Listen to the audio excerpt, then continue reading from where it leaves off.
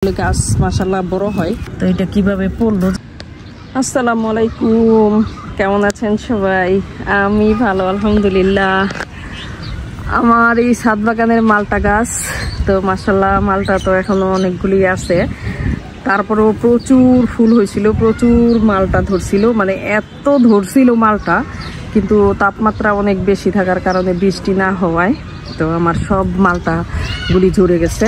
এখন তারপরে আবার একবার তো ফুল করে সব মালটা ঝরছে, আবার নতুন করে এখানে আবার দুইটা দেখা যাচ্ছে। তারপরে মনে হয় না যেগুলি টিকবে, কেমন একটু হলুদ হলুদ দেখা যাইতেছে। তারপরে জানি না হয় কিনা। একটা মালটা ওই এত তাপমাত্রার মধ্যে এখানে টিকে গেছে, তো ছোট্ট এটা পরে আসছে, এগুলি আগের। তো মাশাআল্লাহ এই মালটা গাছে মালটা ধরতেই থাকে পর্যায়ক্রমে। আর এইখানে দেখি যে আজকে এই যে একটা মালটা এটা পড়ে রয়েছে, তো এটা কিভাবে পড়লো জানি না। এইটা এই যে এইখানে একটু শুকনা হয়ে গেছে, তো মনে হয় এখন পানির কারণে কিনা রৌদ্রের কারণে হইতে পারে এটা এরকম পড়ে গেছে। তো মালটা গাছ তো ছোট্ট একটা রঙের বালতিতে বড় ড্রামে দেওয়ার দরকার ছিল, তারপর চেষ্টা করবো ইনশাল্লাহ, দেখি বড় কিছুতে দেওয়ার। তো ছাদ বাগানের বেগুন গাছে বেগুন তো পর্যায়ক্রমে ধরতেই থাকে এগুলি, এটা মানে বলে শেষ করার মতো না। আলহামদুলিল্লাহ বেগুনের ফলন অনেক ভালো হয়, বেগুন ধরতেই থাকে। 3-4টা গাছ থেকে বেগুন তুললে যথেষ্ট পরিমাণ বেগুন তোলা যায়। কয়েকদিন পর পরই আমি এইভাবে বেগুন তুলি, দেখা যায় যে খেয়ে শেষ করতে পারি নাই, আবার তোলার মতো উপযুক্ত হয়ে যায় এরকম। তো মাশাআল্লাহ এই তো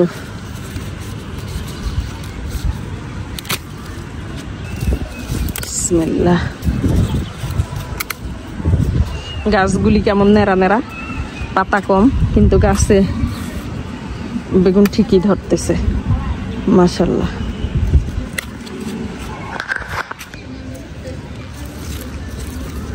ছোট একটু বড় সব উঠাই নিব,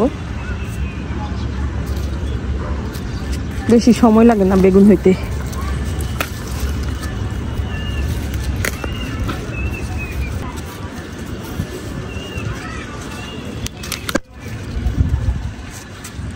তো গাছে মোটামুটি অনেকগুলি তাল বেগুনই আছে, তো এই তাল বেগুনগুলি আসলে একসাথে অনেকগুলি হয়ে গেছে।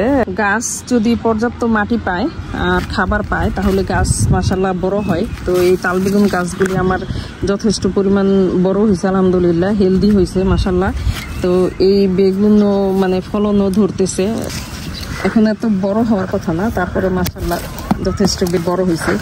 এই যে এখানে আরেকটা, এগুলির গোড়াগুলি অনেক মোটা থাকে, কাটতে খুবই কষ্ট।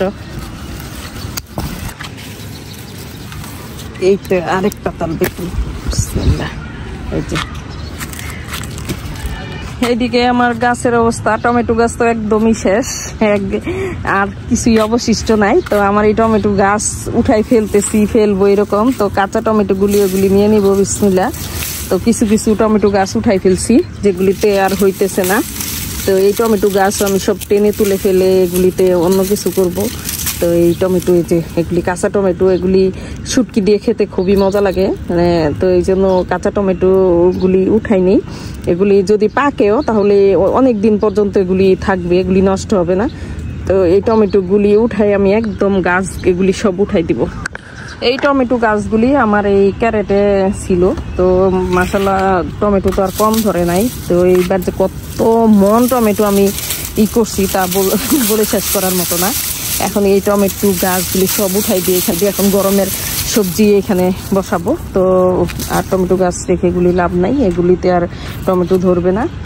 আর এই সিজনে 12 মাসি যে টমেটো ওইটাও লাগাইতে পারতাম, কিন্তু 12 মাসি হইলেও ফলন ভালো হয় না, শুধু মানে পরিশ্রম করা যায়, এই জন্য আমি আর এটা করব না। এখানে কয়েকটা নতুন বেগুন চারা, তো এই বেগুন চারা এগুলি তো বেগুন ধরছে মাশাআল্লাহ। এই যে মাশাআল্লাহ ভালোই মানে সুন্দর বেগুন হয়েছে। তো এটা একটু কচি, এটা আজকে উঠাবো না। এখানে আরেকটা, যে এটাও কচি, এগুলি উঠাবো না, এটা একটু পরে উঠাবো। আজকে ছাদ বাগান থেকে মাশাআল্লাহ এই কতগুলি বেগুন, কতগুলি টমেটো, একদম গাছ যারা টমেটো, এরপরে আর টমেটো হবে না। টমেটো গাছ আমি আজকে সব তুলে ফেলবো।